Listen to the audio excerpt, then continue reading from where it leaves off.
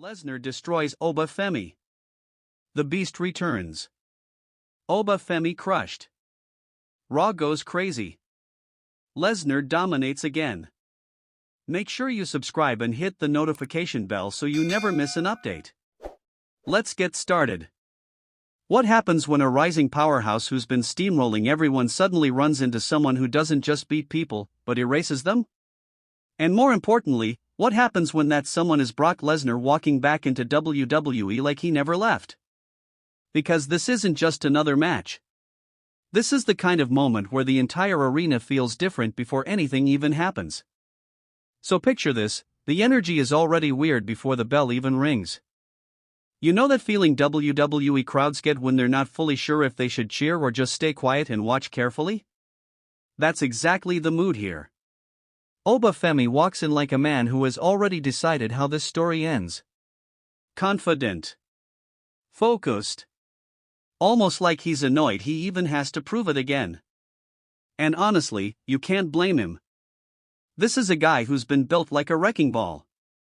Every time he steps into that ring, someone gets folded, flattened, or sent back to rethink their entire career choice. Fans have started talking like he's the next unstoppable force. The kind of guy you don't just push, you survive. But then, there's Brock Lesnar. And Brock Lesnar doesn't care about your momentum. He doesn't care about your highlight reel. He doesn't care about your rising star status, your hype videos, or what commentators have been whispering about you for weeks. Brock cares about one thing: breaking you. So when the music hits, it doesn't even feel real for a second. It's like the arena pauses to check if this is actually happening or if someone backstage accidentally pressed the wrong button. Then he walks out. No long speech. No dramatic pause. Just that cold, almost bored expression like he's already seen how this ends and he's just here to collect it. You know what's funny? The crowd reaction is never simple with Brock. Some people cheer, some people go silent, and some people just start laughing nervously like, oh, this is about to get ugly, isn't it? And it does. Oba Femi doesn't back down though. That's the interesting part. He doesn't flinch. He doesn't step away. He doesn't look like a guy meeting a legend, he looks like a guy who thinks the legend might be late to his own ending. That's the confidence of someone who hasn't been humbled yet. But Brock Lesnar is basically humility in human form when he decides it's time. The bell rings. And for a split second, nothing happens. That's usually the calm before chaos in wrestling, but here it feels different. It feels like both men are just measuring something invisible in the air. Like they're trying to decide who's going to blink first. Oba makes the first move. Big mistake, or maybe the only move he had. He charges in with that explosive energy, trying to impose his power early. And for a moment, you almost think it could work. He's fast, he's strong, and he's got that youthful aggression where fear just doesn't compute yet. But Brock doesn't move like a normal man. He absorbs it. And then everything changes. Because 1 second Oba Femi is attacking, and the next second he's in the air like gravity suddenly got reassigned. A suplex. Then another. And then another. And the crowd starts doing that thing where the noise shifts from excitement to disbelief. You know that sound? It's like laughter mixed with shock, like people are trying to process something they didn't mentally prepare for. Did he just do that again? Yeah. He did. And Oba Femi, for the first time in a while, looks human. You can see it in the body language. That little moment where confidence meets resistance and suddenly realizes resistance isn't supposed to feel like this. But here's where it gets interesting. Because Oba doesn't stay down. He fights back. And for a second, you think, wait, is this actually happening? Is this the moment where the new generation pushes back? He throws a shot. Then another. He tries to create space. He tries to reset the rhythm. You can see him thinking, adapting, refusing to just be another highlight in Brock's collection.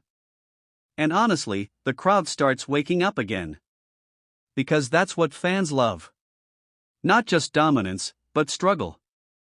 But Brock Lesnar doesn't struggle the way normal people struggle. He recalibrates. That's the only word for it.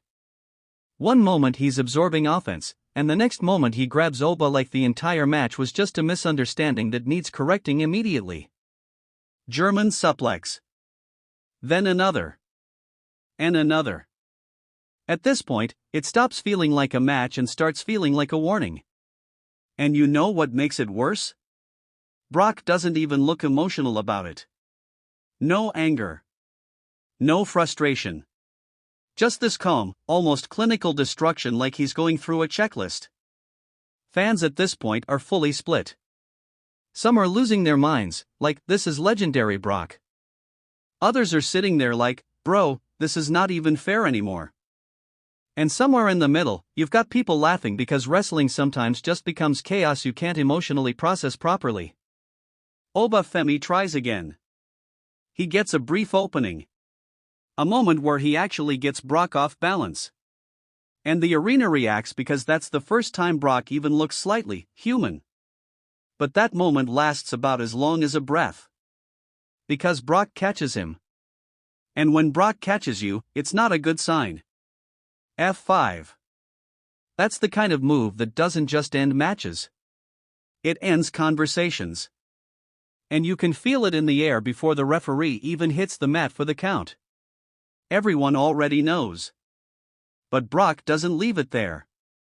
No. That's the part people forget about him. Sometimes he doesn't just win. He makes sure the message sticks. So instead of walking away, he just stands there for a moment. Looking down at Oba Femi like he's studying what's left. Like he's deciding whether this was even worth the effort. And that silence is louder than the entire match. Because it says everything without saying anything. Oba Femi came in as the rising force. The guy everyone said was next. The future. And Brock Lesnar just walked in and reminded everyone that future is a very flexible concept when he shows up. Now here's where things get a little deeper. Because moments like this always spark the same conversation online. Fans start asking if it's fair. If it helps younger talent. If it buries momentum. If it's just spectacle. And honestly, those debates never really end. But what you can't deny is the reaction. People are talking. People are reacting. And people are remembering. And in wrestling, that's half the battle. Oba Femi doesn't look destroyed in the career over sense. It's more like he just walked through something that forces a recalibration. Like he just realized there are levels to this game that don't show up in weekly dominance. And Brock? Brock just walks off like it was another Tuesday. No celebration. No smile. Nothing. Just the sound of destruction fading behind him. And that's what makes this whole thing feel bigger than it looks on paper. Because this wasn't just a return. It wasn't just a match. It was a reminder. A reminder that no matter how fast someone rises, there are forces in WWE history that don't care about timing, momentum, or narrative arcs. They care about impact. And Brock Lesnar is still one of the biggest impacts this business has ever seen. Now I want to throw this to you watching. Did you expect Oba Femi to hold his ground longer? Or was this exactly the kind of reality check you saw coming the moment Brock's music hit? Drop your thoughts in the comments, because this is one of those moments where everyone sees it a little differently, and honestly, that's what makes wrestling fun. And if you're still watching right now, you already know the deal, don't just scroll past like nothing happened.